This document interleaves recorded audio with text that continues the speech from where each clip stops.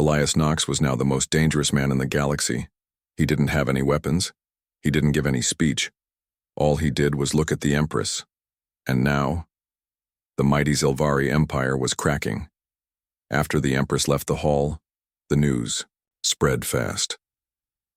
Across 1,000 planets, people saw the footage. The Queen of the Zelvari breaking her marriage bond and pointing at a human no one had heard of. Alien news channels called him the Earthborn Disruptor. Some called it a scandal. Others called it a prophecy. The Empress stayed silent, but the Viceroy did not. The next day, he gave a message from the Palace of Strength on their capital world. This human, he said with anger in every word, is a threat to Zelvari unity.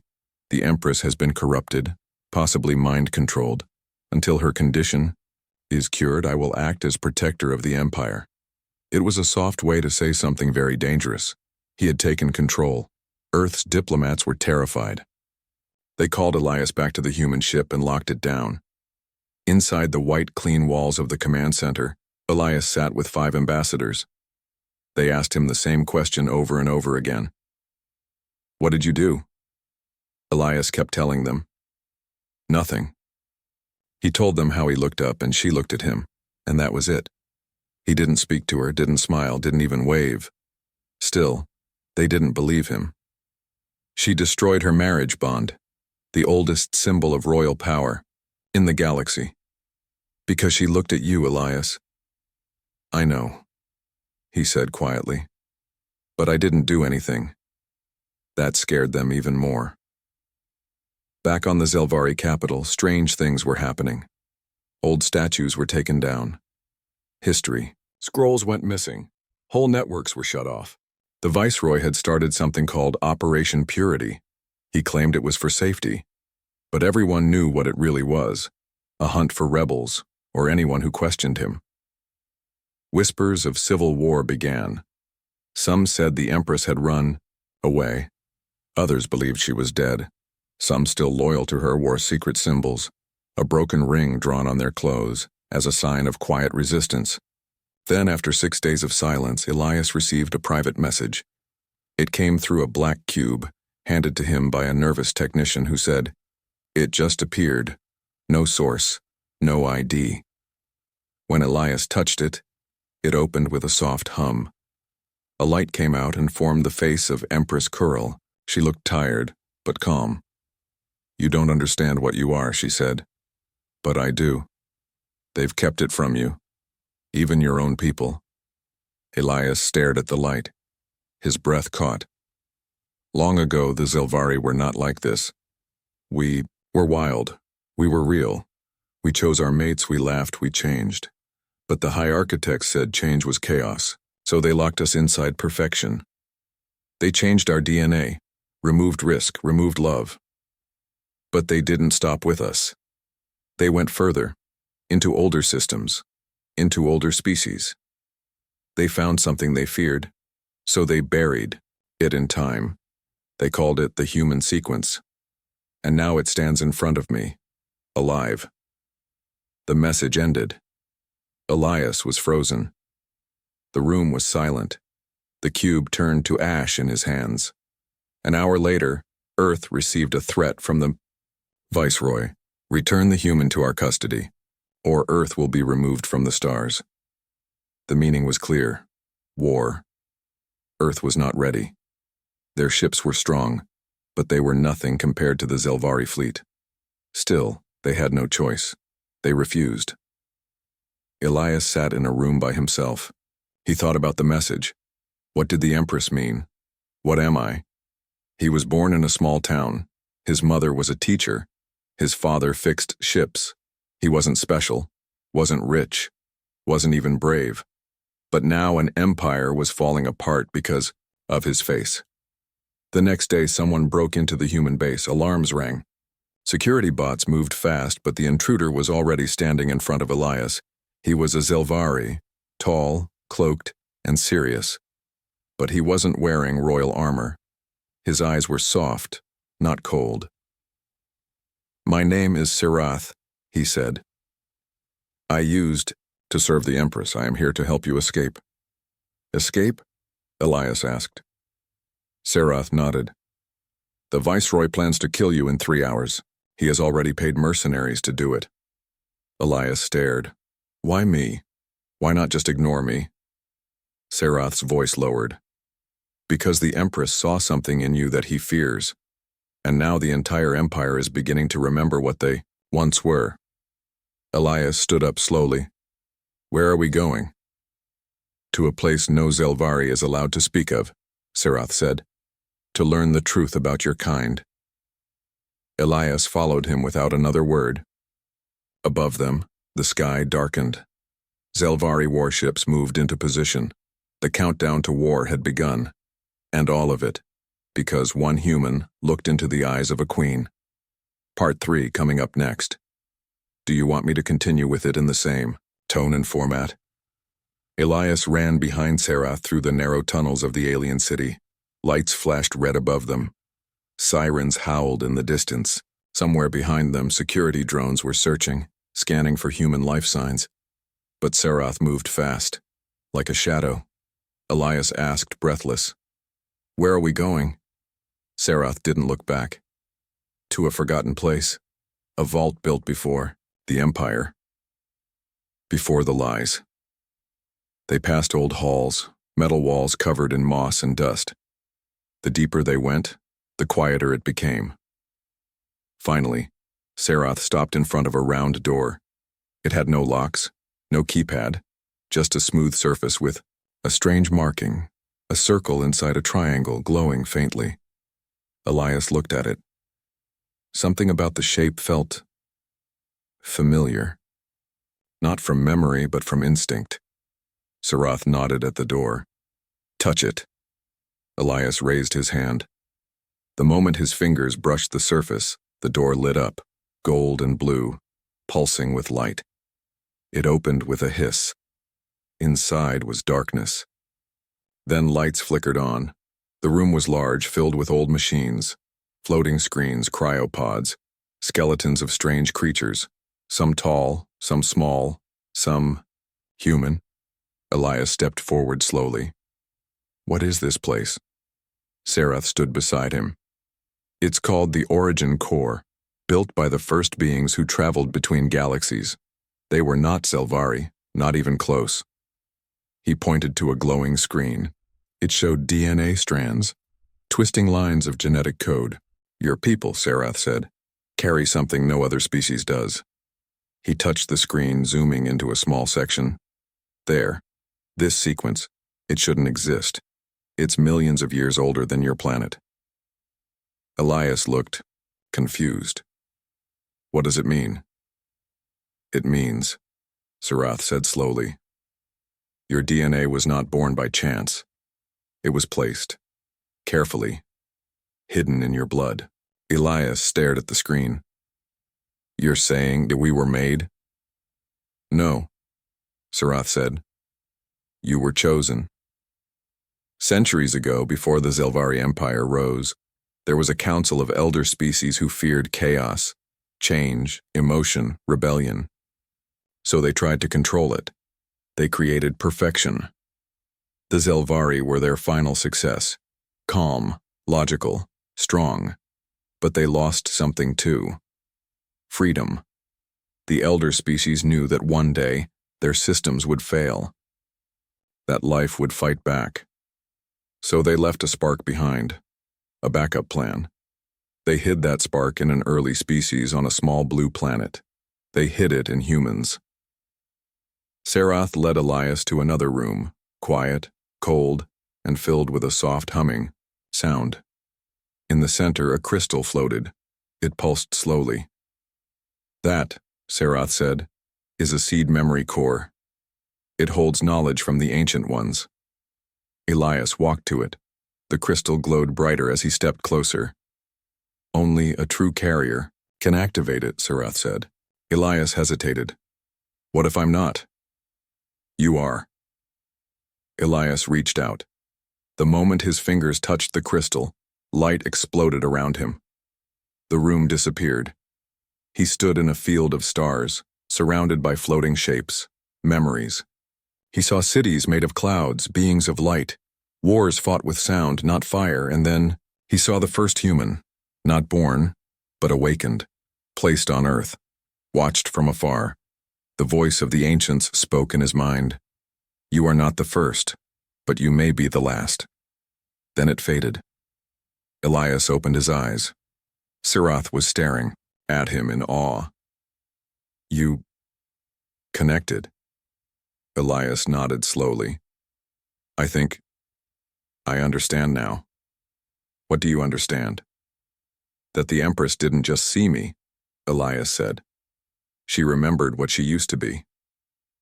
Back in the capital, Empress Corel had gone into hiding, but not alone. Old nobles, forgotten scientists, and brave rebels had joined her. They called themselves the New Accord, a quiet rebellion built not on weapons but on choice.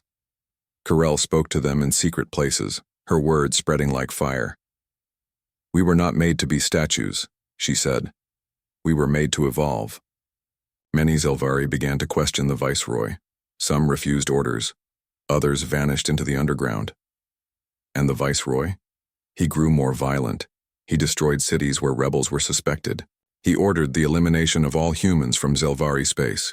War was no longer a threat. It had begun. Elias returned to the human command ship, guarded by rebel Zelvari pilots. Earth's leaders wanted him back on Earth immediately, but Elias refused. We didn't start this war, he said, but we may be the only ones who can finish it. He spoke to Earth's council, shared the knowledge from the vault, the DNA sequences, the history. He told them what the Empress saw in him.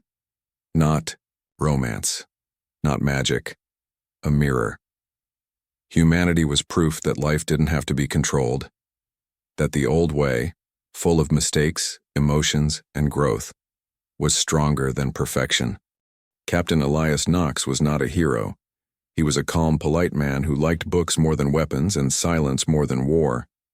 He worked for Earth's diplomatic corps, a peaceful job, or so he thought. That was before the invitation came from the Zelvari Empire, the most powerful alien civilization in the galaxy. The invitation was strange, short, formal. The Empress of the Zelvari requests the presence of humanity at the Grand Convergence. Attendance is not optional. No one knew why they invited humans now. The Zelvari had ignored Earth for over 100 years, but Earth couldn't say no, and so they sent Elias. He wore a simple black uniform with no medals. He didn't think he would be noticed. After all, the Grand Convergence was full of strange, shining creatures.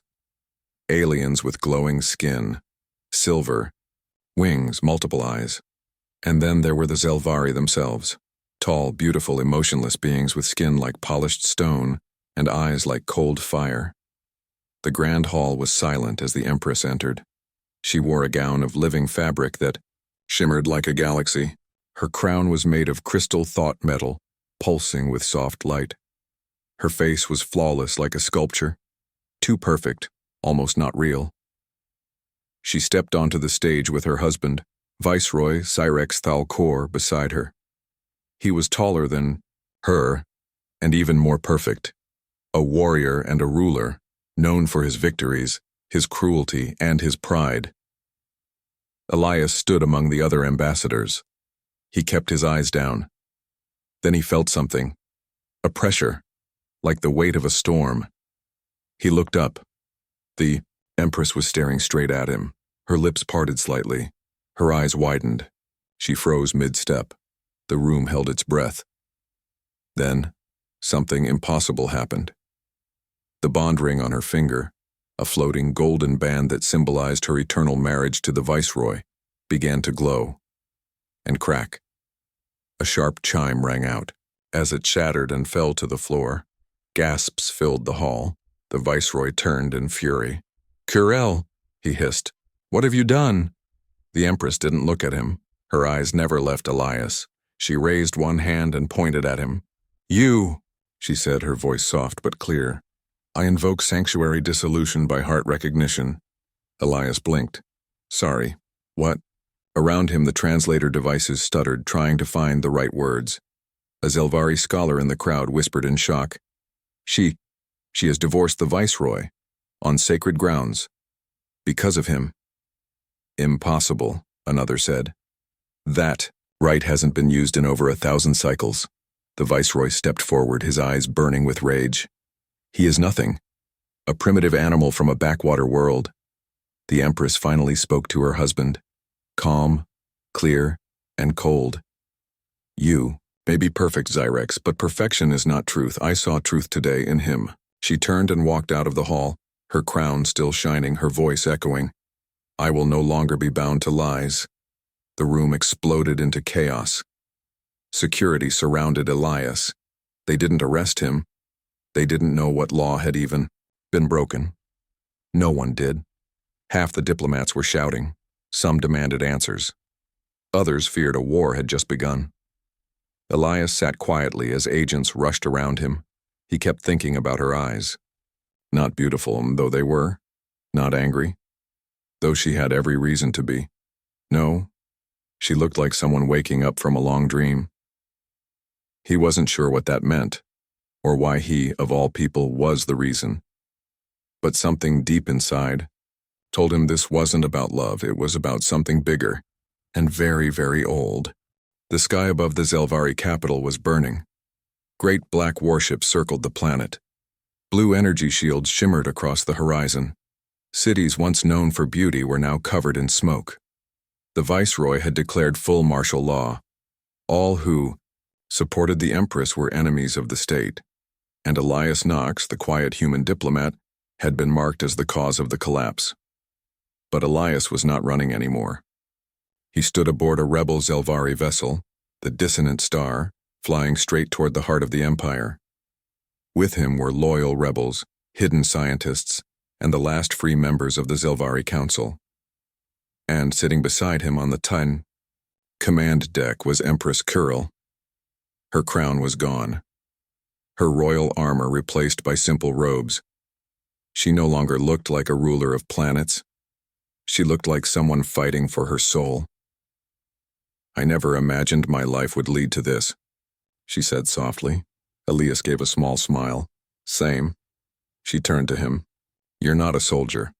No, he said, but I guess I became a symbol. She nodded. Symbols can start wars, but they can also end them. Their mission was clear. Reach the throne nexus, the core of the Empire's control system. It wasn't just a throne, it was a machine. A living mind that helped shape and guide every Zelvari thought. Connected through subtle energy fields, it had kept the Zelvari perfect for centuries by limiting deep emotions, creativity, and rebellion. If they could deactivate it, even for a moment, it would break the control. The people would feel freedom again. The lies would shatter. But the viceroy was waiting. He had placed his strongest guards around the nexus. His personal guard, the Voidborn Legion, soldiers bred without fear, without mercy. As the Dissonant Star flew through enemy fire, Kuril stood tall. Today, she said to her people, we choose imperfection, we choose truth. Inside the ship, Elias checked the small memory crystal hidden in his jacket. It held a copy of the ancient DNA sequence, proof of the truth they had discovered. If they made it to the Nexus, he had to insert it into the throne's command core. That would trigger a reset, a burst of ancestral memory across the Zelvari mind link. They wouldn't just remember who they were, they would feel who they used to be. The ship broke through the final layer of defense, landing hard inside the palace grounds. Doors burst open. Rebels ran forward, exchanging fire with guards. Elias stayed behind Kuril and Sarath, who moved like shadows through chaos. Laser blasts echoed. Screams and orders flew through the air. They reached the final door. It was guarded by 4 Voidborn, tall, silver-armored giants with emotionless faces. Kuril stepped forward. You were once my protectors. I never gave you fear, only duty. One of them raised a blade. Before he could move, Sarath fired. The blast hit his helmet, throwing him backward. The others charged. Kuril and Sarath fought with ancient weapons, not guns but light blades, passed down from the old days. Elias watched in awe. Kuril moved like wind, fast and fierce. For a moment he saw not a queen, but a warrior of forgotten freedom. They defeated the guards. The great door opened. The throne nexus stood inside a massive chamber, glowing with a strange golden light. It wasn't just technology. It pulsed like a heart. Above it floated the throne itself, smooth, silver, and alive with flowing energy. And standing in front of it was the viceroy. He wore black and red armor, unlike any other Zelvari. A helmet covered his head, but his voice rang through the chamber like thunder. "You came to destroy everything we built," he said. "For this human?" "No," Kurel said calmly. "For all of us. You are weak," the viceroy spat. "You feel love, pain, doubt. You've become broken." "Then I choose to be broken," she said, "because that's how we heal." Elias stepped forward, holding the memory crystal. The viceroy laughed. "You think one human can change us? He's a mistake, a virus." "No," Elias said. "I'm a reminder." The viceroy's eyes flared. He charged. Serath met him halfway, blades clashing in a shower of sparks. Elias ran toward the throne core, dodging as explosions echoed behind him. Kurel shouted, "Go!" The path was narrow. The energy field around the throne twisted his vision. He felt like he was moving through a dream, or a memory not his own. He reached the core, a swirling golden sphere. The crystal in his hand began to glow. He pressed it into the core. The machine paused. Then, light. Across the palace, the empire, the galaxy. A wave of energy surged. Zelvari soldiers dropped their weapons. Citizens fell to their knees, holding their heads. And then, they remembered. They saw their old selves, their wild laughter, their free choices, their real feelings. Tears fell. Voices cried out. The control was broken. The throne nexus shut down. The viceroy stopped fighting. His armor flickered. His strength faded. He looked at Kurel, confused. "What have you done?" She stepped toward him. "Set us free." He collapsed. Not dead, just human again, in his own way. Hours later, peace was declared. The Empress was restored, but she no longer sat on a throne. She sat beside her people. The Nexus was dismantled, and Elias Nox? He didn't stay. He returned to Earth, quiet, thoughtful, and unchanged in many ways. But every so often, a small Zelvari child would draw a broken ring and ask about the human who changed the stars, and their teachers would smile. "Let me tell you a story," they'd say. 6 months had passed since the fall of the throne nexus. The Zelvari Empire was no more. What remained was something new, not yet perfect, not yet peaceful, but finally free. The streets of the Zelvari capital were filled with color. Murals were painted across walls that had once been cold gray. Music echoed in the open air. Citizens spoke with laughter, fear, questions, real feelings they had once been trained to hide. For the first time in centuries, the people were allowed to feel. In the center of the city, a large statue stood under the twin suns. It showed 2 figures standing side by side. One was the Empress Kurel, holding a broken crown in one hand and a child in the other. The second figure was a human man with soft eyes, standing tall, his hand outstretched, not in command, but in invitation. That human was Elias Nox, but Elias was not there to see it. He had returned to Earth as promised, not as a hero, but as someone who simply wanted peace. He lived in a quiet coastal city now, near water and sky. People still recognized him sometimes, asking for interviews or books, but he never said much. His only real answer was always the same. "I didn't change the galaxy, I just reminded it what it had forgotten." Sometimes, though, at night he looked at the stars, especially the one glowing brightest, the Zelvari home system, and he wondered, did they still remember him? One evening, as he walked along the shore, he saw something strange in the sky. A light, fast, silver, silent, moving toward him. A ship. It landed gently on a nearby hill without sound. The door opened, and out stepped Empress Coral. No crown, no guards, just her. She wore simple robes. Her eyes, once tired, now glowed with warmth. "You found me," Elias said softly, surprised but smiling. "I never lost you," she replied. They sat together by the water. The waves rolled in slowly. "I didn't think I'd ever see you again," Elias said. "I wanted to give you space," she replied. "You gave me mine. It seemed fair." He chuckled. Corel looked out at the sea. "Our people still speak your name like a song." "I didn't do much," Elias said. She turned to him. "You were the first human we truly saw, and you didn't ask for anything in return. That's why your memory matters." He looked down, unsure what to say. She continued. "We're building a new alliance, not an empire, a council with many voices, and Earth is invited." He raised an eyebrow. "Even after everything?" "Especially after everything." Elias returned to the stars with her, not as a leader, not as a legend, but as a bridge, a living connection between two species that had once stood on opposite sides of the stars. On the journey back, he saw things most humans never would. Star gardens blooming in space, floating schools of thought whales, ships powered by music and memory. The galaxy was strange and beautiful, and now, it was waking up again. Back on the Zelvari homeworld, things had changed. Children were now taught real history, the truth about the throne nexus, the Empress's rebellion, and the strange human who made them remember what they were meant to be. New buildings were built with glass and light, not stone and power. Art returned. So did laughter. Zelvari scientists began exploring emotions like curiosity and love, not as weaknesses, but as strengths.